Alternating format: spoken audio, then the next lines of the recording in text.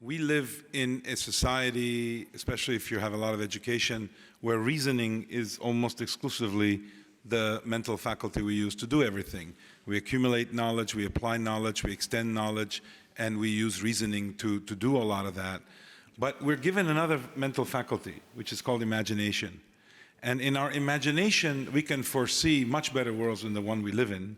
It's just that we're discouraged from doing that because most people consider imagination somehow what weaker people do, less educated people do, artists do, and all that. But I'm talking about science, I'm talking about politics, I'm talking about... I actually think that the very first step is to force ourselves to imagine precisely, concretely, a better instance of the situation we're trying to deal with, and insist that there has to be one, however unreachable it is. And then I think through collective action, we can gain the courage and the confidence to try to bring that about. As naive as it may sound, I think pretty much all change comes from that. Every startup comes from that. Every major transformation comes from that. And remember, I think one thing which is factually demonstrable, change often takes a lot longer than what we expect, but when it happens much more quickly than whenever anybody expected. That is something you can show over and over and over again with technology, with other societal habits. So encouraged by the fact that when change comes, it happens quickly, even though it always looks too far out.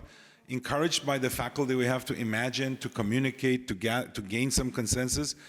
And then, the confidence to jump into the breach and try. And I think that's where leadership comes in, and I think that's where many of you are leaders. But if you spend too many days in a row without imagining anything, you're lost. Basically, this battle is lost. So I think we just have to force ourselves, whether you do imagination through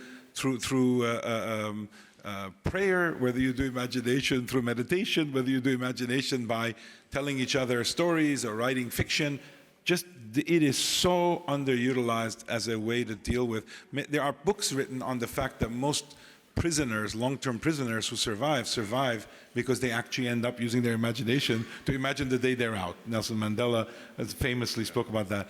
How do we get that in the hands of everybody who's really getting depressed over the current situation?